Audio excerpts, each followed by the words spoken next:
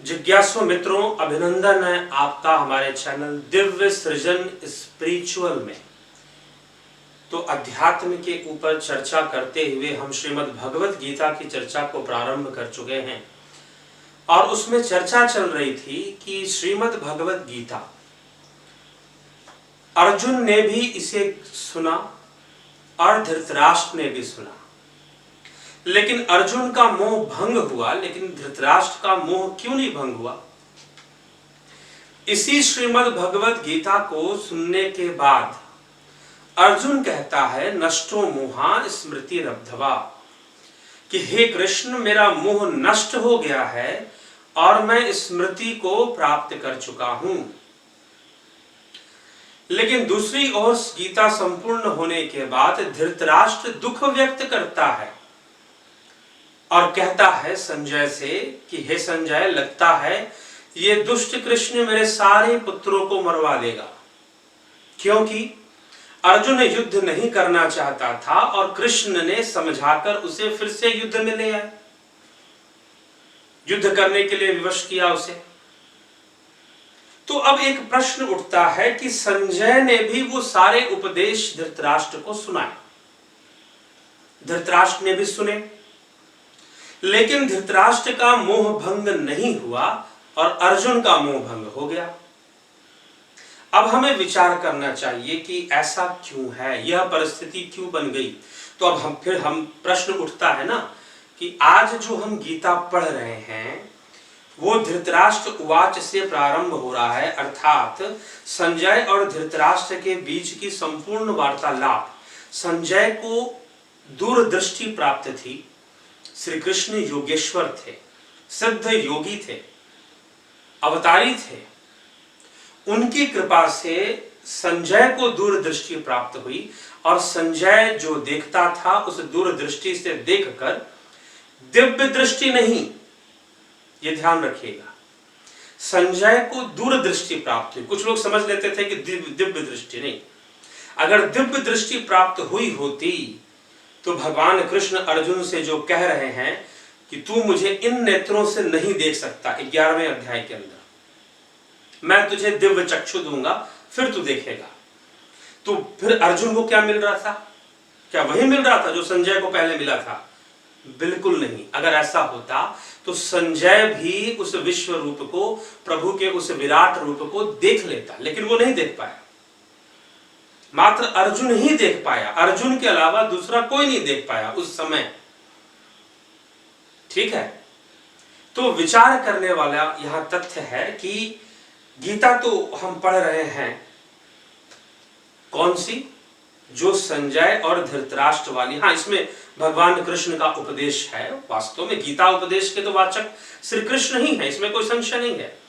लेकिन मेरा प्रश्न था कि जो गीता हम पढ़ते हैं उसका वक्ता कौन है?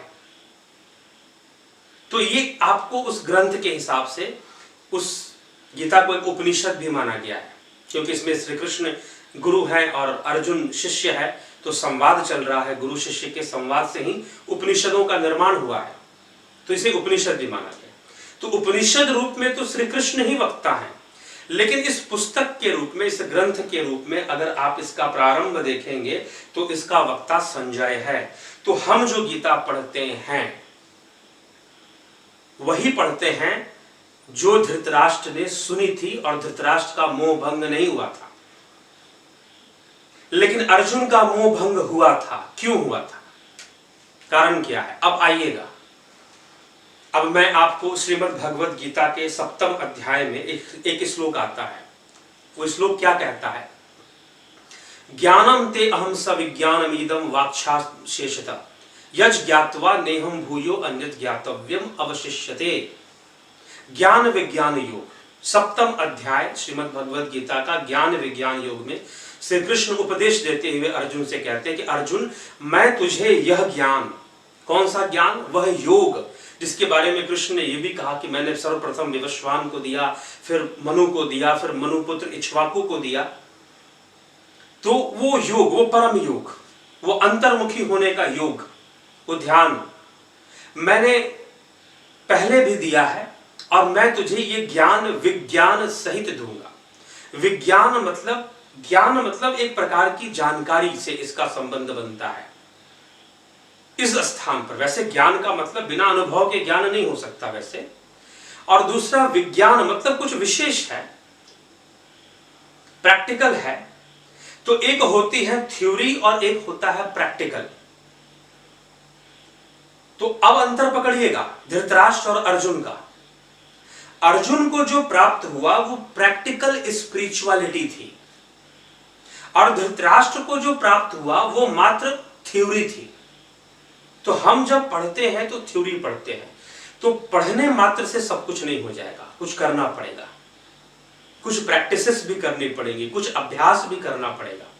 इसलिए हमारे सन मेंबरशिप और जुपिटर मेंबरशिप में आप अगर ज्वाइन करते हैं तो उसमें ध्यान साधना की प्रैक्टिसेस, प्रैक्टिकल स्पिरिचुअलिटी को बताया गया है।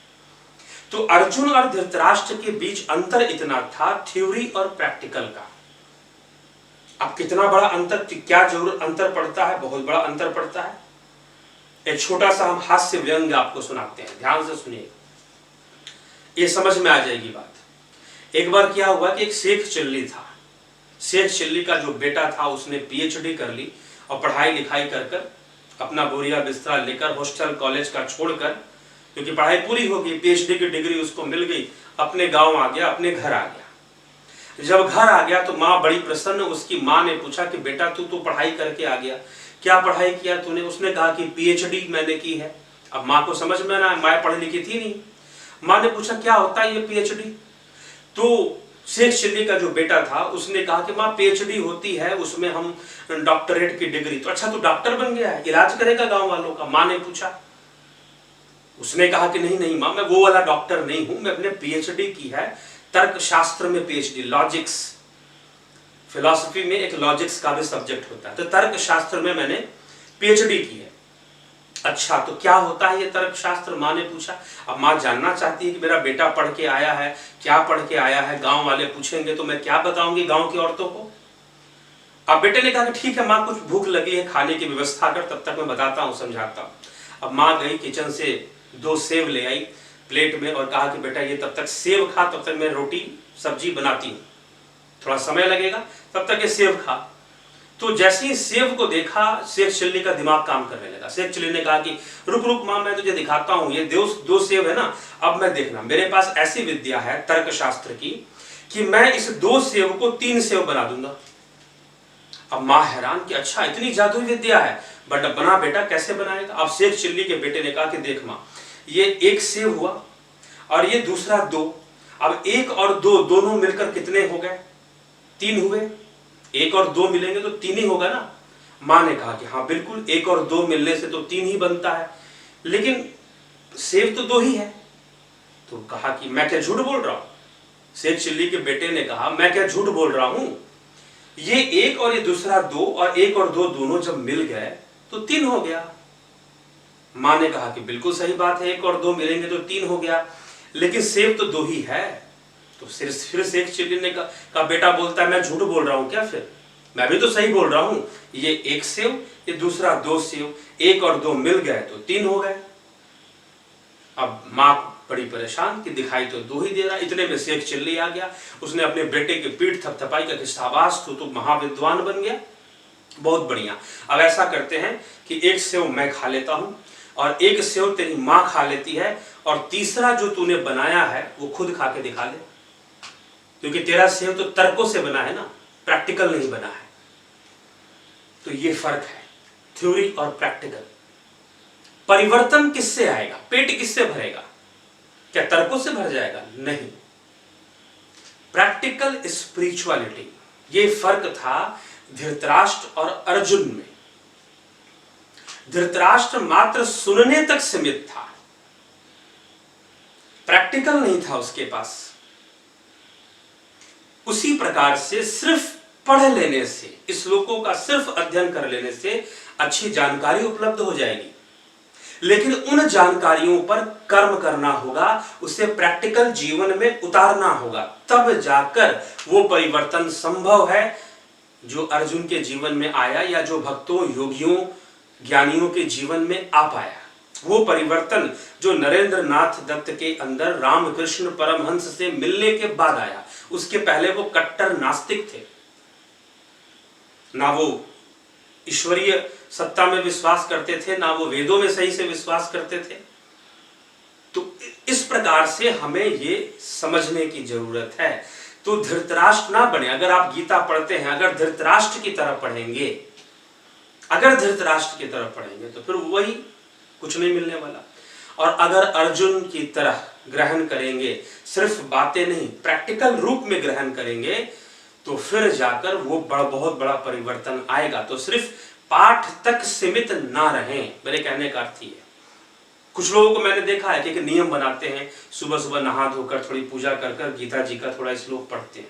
अच्छी बात है, ये अभ्यास अच्छा है, लेकिन सिर्फ पढ़े नहीं, पढ़कर उस पर चिंतन करें, मनन करें, किस ओर इशारा किया जा रहा है उस इशारे को समझे और उस दिशा में जाएं, उस दिशा की ओर चले। और कुछ लोग तो कुछ नहीं, बस एक कोई श्लोक पकड़ लिया, हाँ जी गीता जी में लिखा हुआ है कर्मण्यवाधिकारस्ते मा फलेषु कदाचन कर्म फल हेतुर्भुर्माते संगोस्त्व कर्मणि, बस यही गीता जी का सार है। कोई किसी ने कोई और श्लोक पकड़ लिया, उसी को गीता जी का सार मान लिया। किसी ने कोई और श्लोक पकड़ लिया, कोई संस्था वाले हैं वो कोई गीता का कोई श्लोक उठाकर उन्होंने सुना दिया कि गीता में ऐसा लिखा हुआ है। अब जो श्रोतागण है बेचारे, उन्होंने पूरी गीता तो पढ़ी नहीं है, इसलिए YouTube चैनल पर ये दिया जा रहा है आपको, और पूरी संपूर्ण गीता की चर्चा इस व्याख्यान में होगी। किसी श्लोक के बारे में आप विशेष जानना चाहते हैं या उस पर विचार विमर्श करना चाहते हैं तो आप उस पर चर्चा कर सकते हैं, कमेंट में आप प्रश्न भी कर सकते हैं। कई श्लोकों, सारे श्लोकों को अगर हम लेंगे तो फिर तो बहुत लंबा समय भी लगेगा, लेकिन जो मुख्य जो समझने वाली बात है उन सब हाँ, अगर आपको लगता है कि कोई श्लोक बहुत महत्वपूर्ण है, उस पर चर्चा होनी चाहिए, वो समझ में आना चाहिए, तो आप कमेंट में पूछ सकते हैं, तो हम उस पर वीडियो बनाएंगे। अन्यथा जो हम एक अपना लेकर चल रहे हैं उस तरह से हम चलते जाएंगे, परिवेश को स्पष्ट करते जाएंगे, परिवेश के साथ व्याख्या होगी। ये नहीं कि गीता जी में ये लिखा है तो हमने ये बोल दिया, वो लिखा है तो वो बोल दिया, नहीं। परिवेश स्टार्टिंग से, शुरू से। तो परिवेश क्या है? संजय जो है युद्ध भूमि की चर्चा करता है कि युद्ध भूमि में दुर्योधन किस प्रकार से जाकर अपने सेनापति से कहते हैं और किस प्रकार से पांडवों की व्याख्या करते हैं। सब अपना अपना शंख फूंकते हैं और युद्ध का उद्घोष करते हैं। और अर्जुन कहते हैं कि हे केशव, हे कृष्ण, आप मेरे रथ को युद्ध भूमि के मध्य में ले चलिए। मैं ध्यान से देखना चाहता हूं कि कौन कौन इस युद्ध भूमि में मुझसे युद्ध करने के लिए ललायित है। तो संजय ये सारी व्याख्या कर रहे हैं धृतराष्ट्र के समक्ष, ठीक। तो ये समझ लेना है। तो क्या होता है आगे, घटना कैसे घटती है, कैसे अर्जुन को पैनिक डिसऑर्डर होता है, वो हम आगे के व्याख्यान में श्रवण करेंगे। धन्यवाद।